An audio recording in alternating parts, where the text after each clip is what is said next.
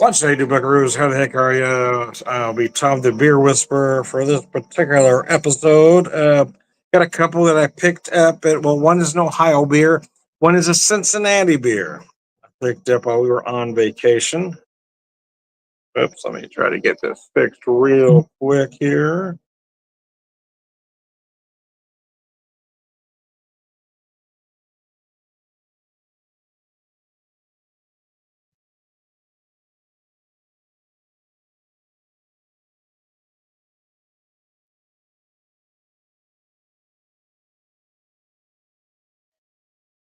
Let's see if that did anything for me there.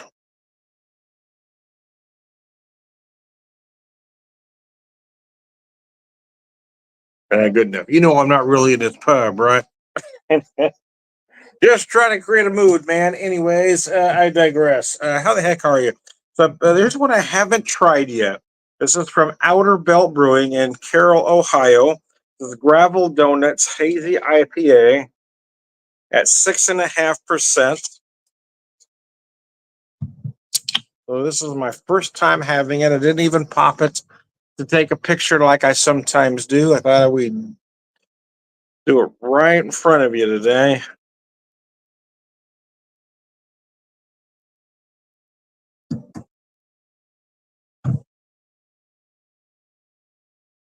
Oh, okay.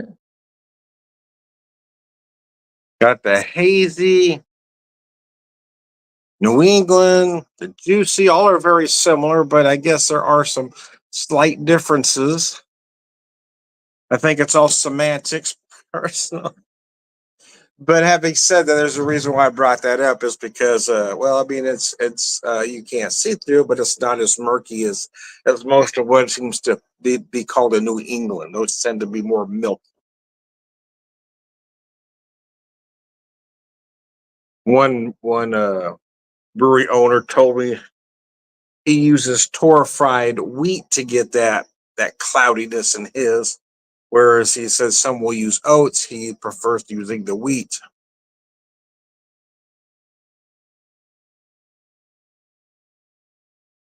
Big and juicy on the nose. Actually, a lot of tropical fruit, a lot of citrus. Although I will tell you, orange is the first thing that grabbed me. But I definitely did pick up some pineapple in there as well.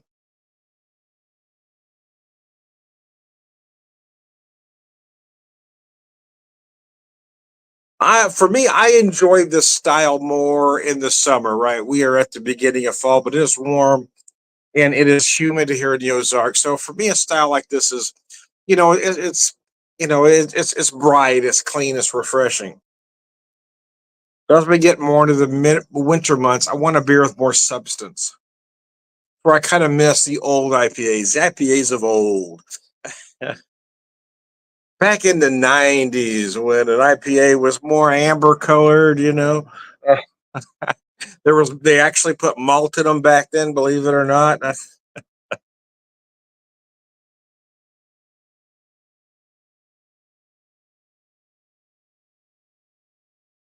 But demographics change and tastes change, and a lot of times old guys like me have trouble realizing we are no longer the demographic.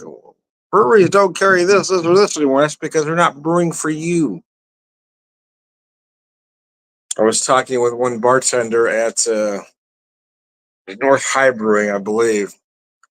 She was mentioning, her favorite beer that they had there was a fruited sour. So she said, I used to drink this, and this, but now after having this, I don't really only drink sours. And I've noticed that and she was very young. I noticed that among younger drinkers, tend to be more style specific than us older guys.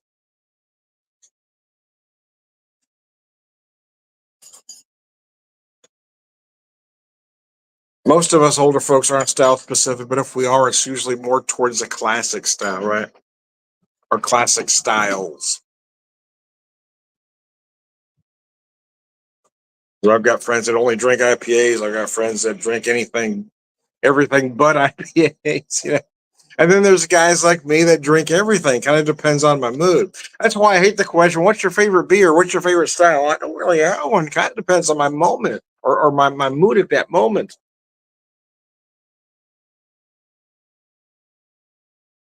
In about another month and a half, I'm probably going to lean towards anything dark and barrel aged. But when the weather's like this, yeah, I want something bright, clean, refreshing.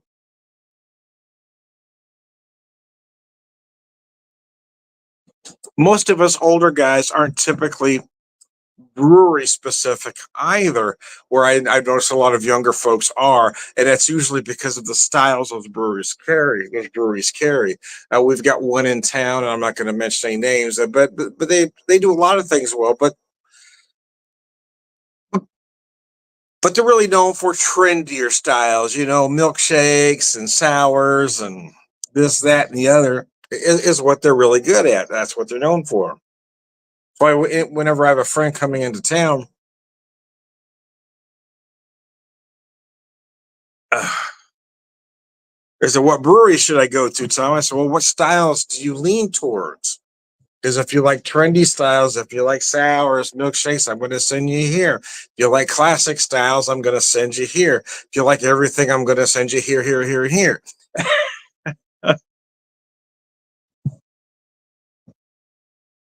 There's a couple breweries that do everything pretty well, but one may lean more towards classic styles. One may lean more towards classic English styles. One may lean more towards classic German styles. So I hate the question, what's your favorite style? Well, hell, I don't know. What time is it? At this particular moment in time, I like an Imperial IPA. But ask me in 10 minutes, I might want a barrel aged Imperial Stout. 15 minutes after that, I may want a classic Czech Pilsner. I mean, it just depends on that moment in time. This is very nice. Haven't got into much tasting notes on it. If you love this style, I see no reason why you're not going to like this one. Gravel Donuts. It is bright, and fruity, kind of gives you that. Looking at this picture, kind of gives you those Fruit Loop, flavors.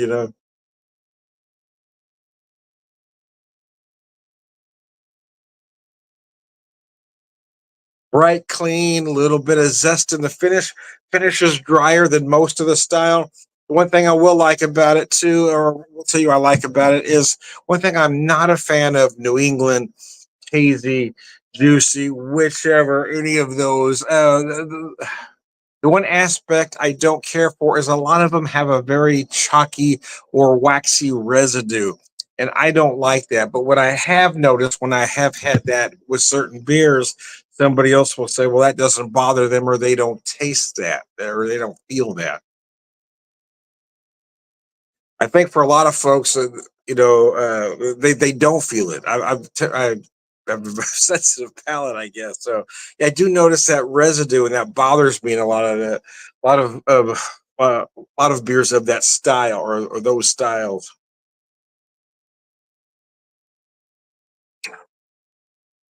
And I think it's the oats. I know some of them, some breweries try to cut corners and use flour, and I think it's those that I really sense the most. But I will tell you, in that one I had at it was Loose Rail Brewing in Canal, Winchester, Ohio, that he was telling me he uses torrefied wheats, and I'm telling you that beer was arguably the best I've ever had of that style. It says so specifically. I just started drinking. Specifically. Uh, it says specifically it was a New England style IPA.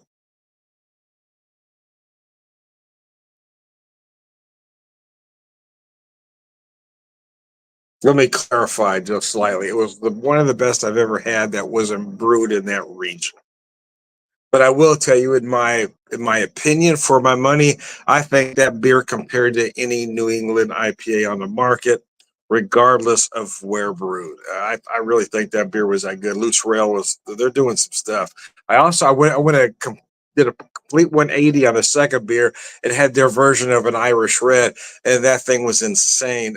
Big malt notes. Oh, it was crazy good. I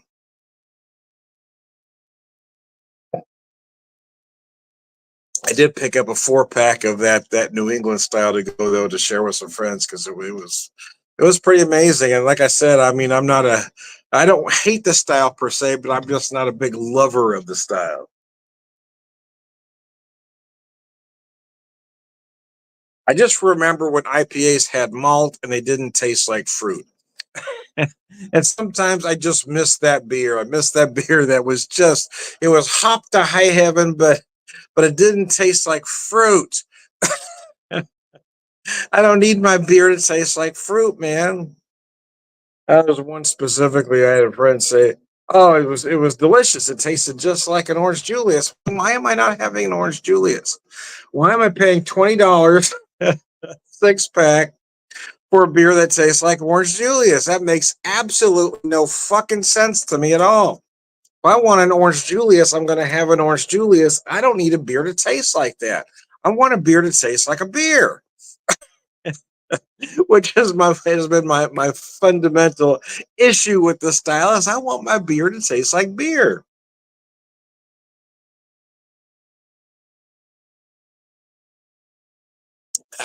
Okay, that went down.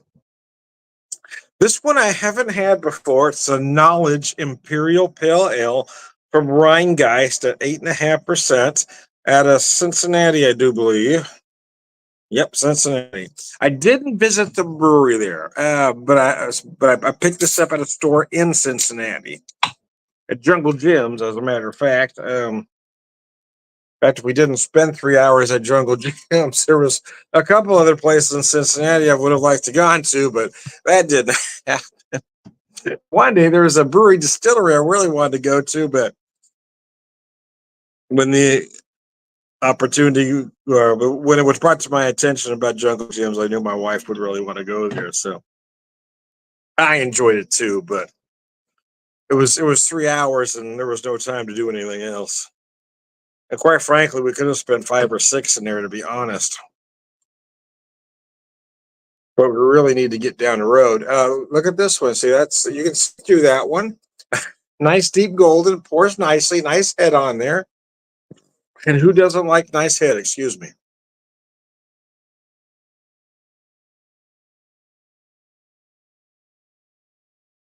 The nose is completely different on this one.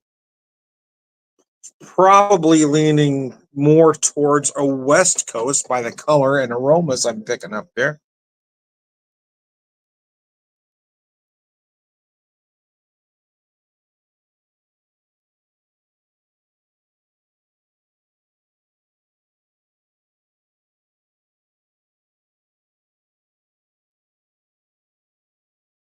Oh, damn. Yeah, that's nice.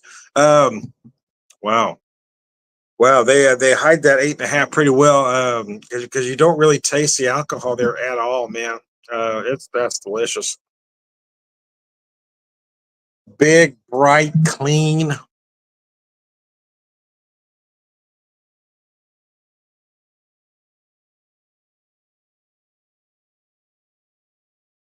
The hint of that, the botanical or pine-like note in there.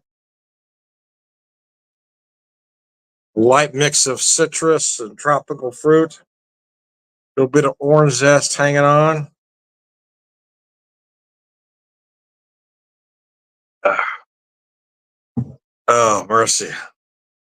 That's delicious, man.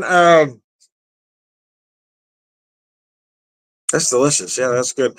I do understand though. My friends that do love the hazies, I kind of get why they do because they're looking for these specific flavors. If you love those flavors, I get it. I really do. I just miss the old days, right?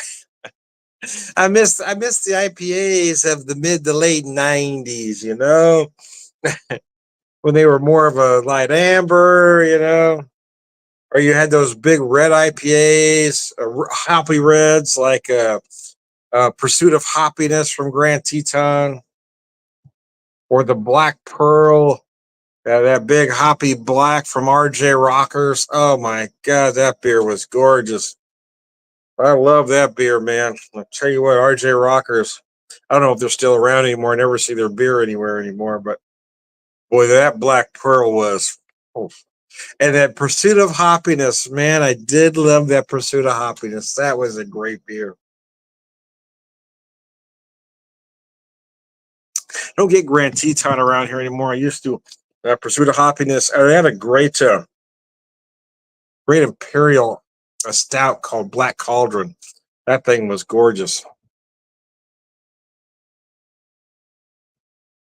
Miss the beers of, but that's the way it goes. Everything moves on. I'm almost 60, so the breweries aren't making beers specifically for us old guys anymore. And quite frankly, they go broke if they did. I mean, I don't get out enough. I mean, I bought a lot on this trip.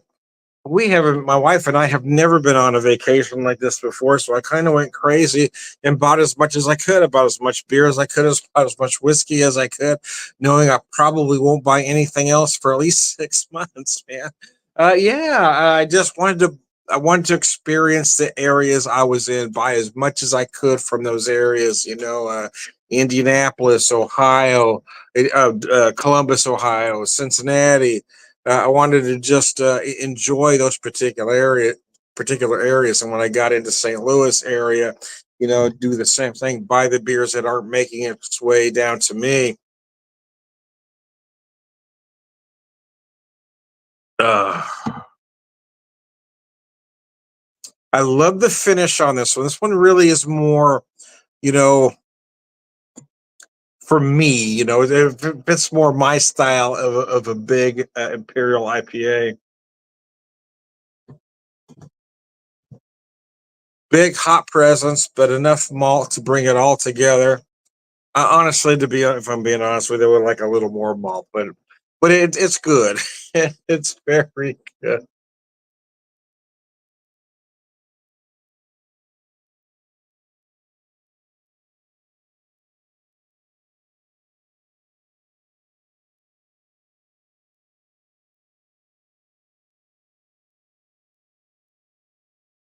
Yeah, this was nice. I've had friends send me some Rheingeist before.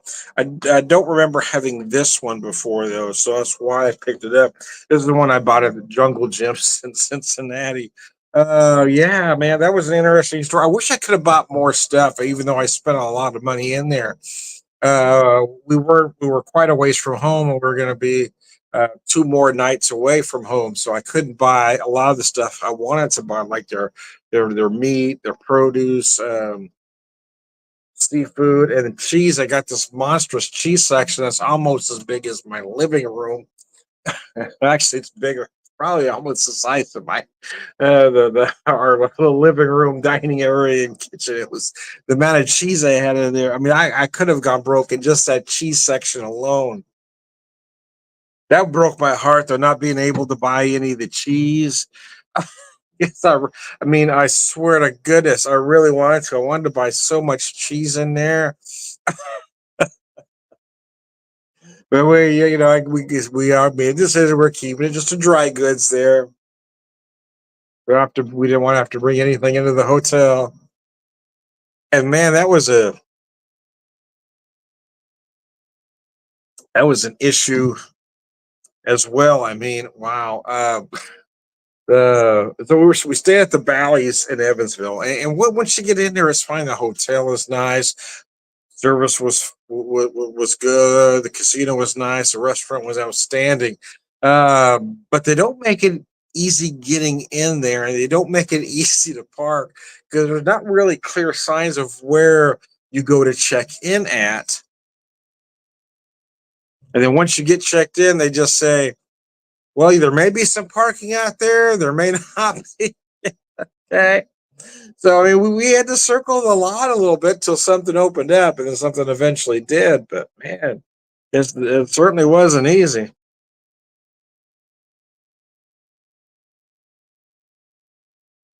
The restaurant there was nice. So Kavanaugh's on the River was our like our uh We had at our nice dinner on our actual anniversary, the 24th. That was the I booked a room there at Kavanaugh, so we'd have one more, last really nice meal before we came home. Uh,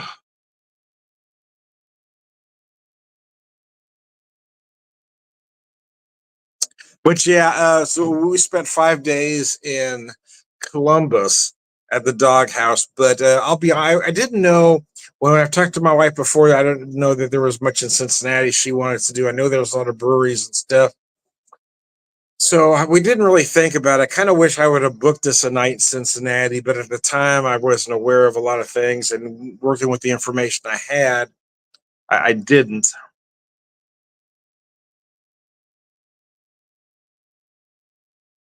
But if we do want to go back that direction again, I wouldn't mind staying a few days in Cincinnati. There's certainly a lot of things I would like to do there, especially a little bit earlier in the season when some sports was going on. You don't watch sports. Yeah, I do. I like to mess with my friends though. I don't watch it a lot anymore. I just boxing was big in our house. Dad loved boxing, so my brothers and I, well, my youngest brother and myself, we loved to watch boxing with our father. So when Dad died, we kind of quit doing, or I kind of quit doing that, and I think he did as well. But as far as other sports go, baseball again, it was a lot of the same with baseball and football. I was never really that much into basketball, to be honest with you, and I was more into baseball than I was football. But then after we lost our son in 2013, I just all the joy kind of went out of it for me. I might watch a game occasionally, but I don't feel the need to. I don't feel like I'm part of a team. Like, people say, "Well, we lost." No, we didn't lose. The team that you like to follow lost. You're not. You're not on the team. I don't know if anybody told you this. You're not actually on the team. I've never really understood that connection. That never made sense to me. But I used to enjoy watching a lot of games. But after my son passed, I just had no joy in watching it.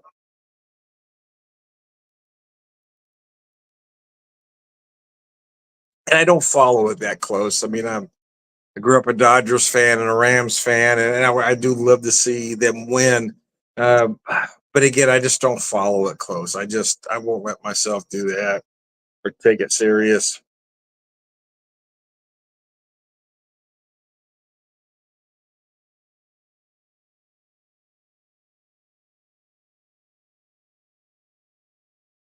Trying to see how this has evolved as I've let it warm. This is a nice beer. I got to tell you, of the two, this one is more in my wheelhouse per se. However, it is a rather big. However, this one is done very well for this style. If this is a style you like, this beer is going to make you happy. It does everything right. It doesn't make a mistake. Neither beer are flawed, in my opinion.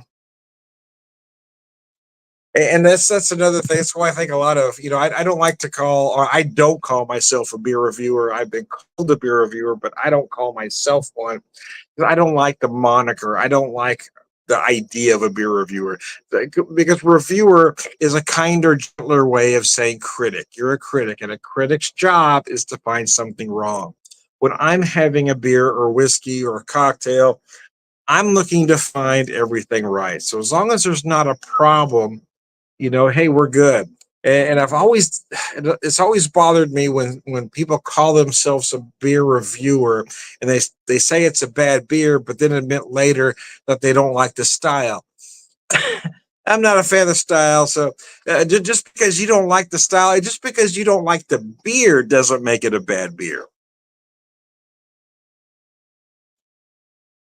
If you're going to call yourself a beer reviewer, you need to understand or be able to detect the flaw in the beer. If you can't do that, you have no business calling yourself a beer reviewer. I've even had issues with so-called BJCP certified folks doing that exact same thing, telling you a beer is bad when really they just don't like the style.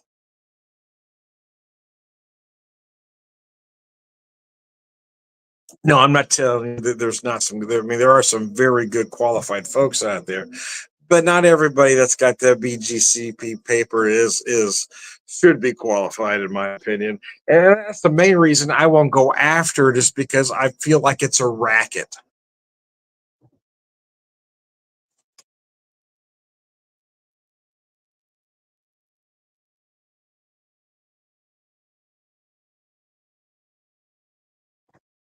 There's nothing wrong with having degrees in anything, having a little certification. There's nothing necessarily wrong with that. But I do feel that BJCP in particular tends to take advantage of people. They're pretty much the only game in town. And I don't, there's nothing that they've shown me that tells me that they're more qualified to give you a piece of paper than anybody else. And you've got to pay them a pretty large sum of money to get this piece of paper.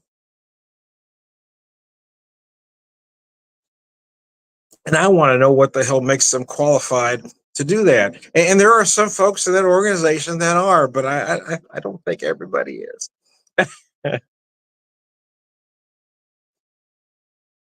Well, then, having said that, I've never been about that end of it, right? The technical side is really not me.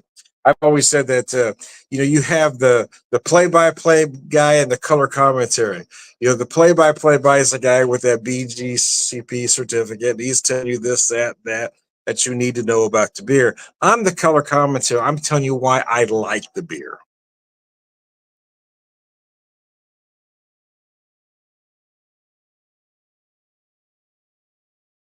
Why the beer resonates with me, why it's important, why I like the beer, personal story attached to the beer. See, that's how I've always seen myself. I'm the color commentary, so I don't really have any interest in being a play-by-play guy. Anyway, having said that, beer number one, Outer Belt Brewing, Carroll, Ohio. It is very good for the style. And again, Rheingeist out of Cincinnati, Imperial India Pale Ale, Knowledge Imperial Pale Ale. I like this one a lot. This one really fits in my wheelhouse. I am Tom the Beer Whisperer, beer evangelist, prolific beer drinker, purveyor, wisdom man.